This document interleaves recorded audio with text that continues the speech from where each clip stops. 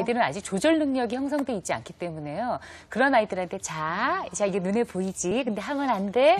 이런 거는 아이들이 막 지금 다이어트를 하고 있는데 가가지고 뷔페를 딱 데리고 가서 자 먹을 거 많지? 참아 하는 거하고 똑같습니다. 고문하는 거예요. 네, 그러니까 조절 능력이 형성이 안 돼 있는데 그 이상의 거 아까 1레벨을 100레벨로 하면 안 된다는 것처럼 네. 아이들도 수준이 있어요. 조절의 수준이. 그래서 그럴 때는 될 수 있으면 개방을 안 하고 노출을 안 시키는 게 일단은 최선이고요. 이제 근데 그 동안은 뭘 하셔야 되냐면은 스스로 조절할 수 있는 능력을 양육 태도를 통해서 계속 아이를 좀 키워나가 주셔야 됩니다. 그런데 그래도 이제 컴퓨터와 관련된 것, 스마트폰과 관련된 걸 그래도 구체적으로 좀 하자면 어떤 방법이 있겠느냐. 첫 번째 보면 사용 계획서를 한번 좀 세워보시는 겁니다. 사용 계획서. 예, 사용 계획서를 좀 세워보시는 건데 계획을 한번 세워보시는 거예요. 그래서 아이를 가족들이 다 같이 해서 얼마 동안 시간 동안 누구랑 같이 그리고 어떤 사이트만 내가 좀 하겠다 이런 계획을 좀 세워보는 겁니다. 네. 예, 그다음에 이제 두 번째로는요.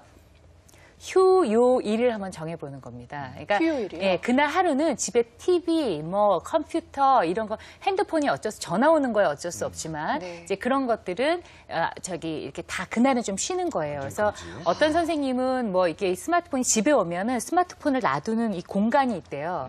그래서 오면은 무조건 다 여기다 놓고 쓰지 않는 거. 모든 가족이. 네네. 뭐 이렇게 하기도 하고 해서 이제 그런 식으로 해서 그날 휴요일을 정하셔서 그날은 이런 기기에 일체 노출이 안 되도록 하시는 게 필요하고요. 그다음에 세 번째로는 가족들이 사용하는 적정한 시간을 또 정하는 겁니다. 하루에 엄마는 1시부터 3시, 뭐 누구는 뭐부터 몇 시. 이렇게 해서 이렇게 좀 시간을 정해보고 그다음에 네 번째로 이걸 말로만 하면은요 그냥 평가가 안 돼요. 그렇기 때문에 이걸 예쁘게 엄마랑 같이 앉아가지고 계획표 같은 걸 좀 만들어 보는 겁니다. 네. 누구랑 얼마 동안 뭐 이렇게 해가지고 뭐 이런 걸 해서 아이가 그날 하루가 끝나면 그걸 한번 좀 점검해 볼 수 있도록 이렇게 하는 것들이 좀 필요하죠. 그래서 그렇게 하시고요. 그럼 휴일은 뭐 할 거냐? 아무것도 하지 마 그래놓고 애를 그냥 방치해 보면 나 핸드폰 해야 되잖아. 아이들이 이렇게 되기 때문에 바닥 끌고 있어요. 바닥을 긁으면서 심하니까. 심하죠. 예. 징징대고 엄마도 힘들게 하죠. 그렇기 때문에 그럴 때는 오히려 가족들이 함께 할 수 있는 어떤 뭐 캠핑을 가도 괜찮고 집에서 뭐 하셔도 되는데 이때 할 수 있는 게 뭐냐면 여러 가지 게임들이에요. 보드게임, 뭐 윷놀이도 좋고 뭐 하여튼 또 운동 이런 것들이 다 조절을 가르쳐 줍니다. 그래서 이런 것들을 좀 하시는 것들이 좀 필요하겠고 그다음에 이제 고학년 같은 경우에는 스스로 언제 내가 더 자꾸 게임하고 싶은 마음이 더 생기는지를 자꾸 아이랑 토론을 하셔서 그 요인을 한번 좀 찾아보시는 거 이런 것들이 좀 필요하겠고요. 청소년 같은 경우에는 절대로 혼자 있는 시간을 최소화시키시는 게 좋습니다.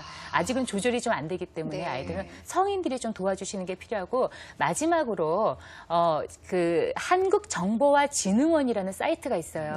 오늘 다 좀 검색을 해보시면요. 거기에 엄마가 나는 설명하는 게 말이 잘 안 돼서 이거 잘 설명을 못하겠다 하시는 분들은 거기 교육용 자료가요. 아이들이 볼 수 있는 애니메이션이 수준별로 다 이렇게 제시가 되어 있습니다.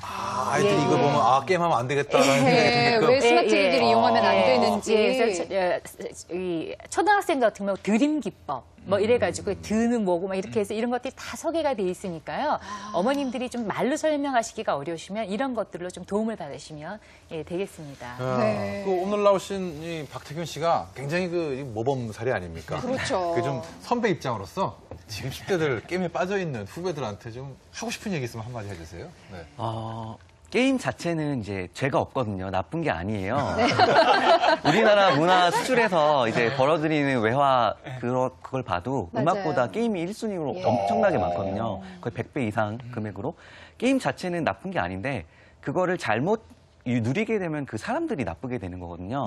게임을 잘 하고 누리려면은 현실에 있는 자기 자신 먼저 잘 챙겨야 합니다. 게임 속에 있는 캐릭터는 계정 삭제 아니면 게임 서비스가 종료되었습니다. 이런 아주 작은 그 변화에도 쉽게 사라지는 휘발성이지만 현실에 있는 자기 자신은 그렇지 않거든요. 그리고 쉽게 얻은 것은 쉽게 잃는 것과 마찬가지로 게임에 투자해서 그 안에서 좋은 결과를 얻은 건 쉽지만 마찬가지로 쉽게 잊을 수 있는 거고 현실에 있는 본인은 키우기가 어렵지만 대신에 그만큼 돌아오는 보상이 큰 거고요.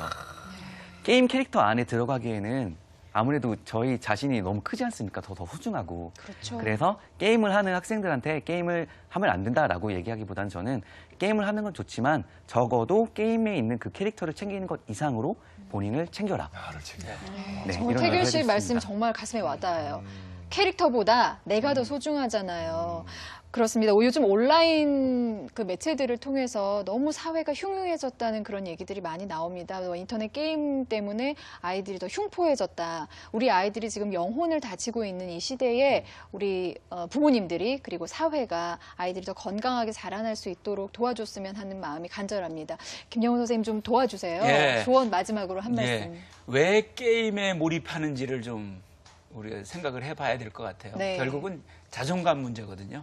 그러니까 현실에서 자존감을 못 느끼기 때문에 게임을 통해서 그 자존감을 이제 얻으려고 하는 거니까 결국은 현실에서 우리가 아이를 자존감 상하게 하는 일이 있지 않나를 확인해야 될 것 같습니다. 너무 방임해서 자존감을 키울 기회를 주지 않든지 아니면 잔소리를 너무 자꾸 해서 자존감을 깎는 일이 없는지 확인해서요. 안정되고 행복한 양육 환경을 만드는 게 최고의 방법이라고 생각됩니다. 아이가 인터넷 게임에 중독되는 건 아이 잘못인 줄 알았어요. 아이가 잘못하는 건 줄 알았는데 오늘 한 시간을 쭉 얘기를 듣고 보니까 내 잘못이고 내가 가정 환경을 바꾸면 얼마든지 극복해낼 수 있는 그런 그 자라나는 발달 과정 중에 한 부분이 아닌가 이런 생각도 들었거든요.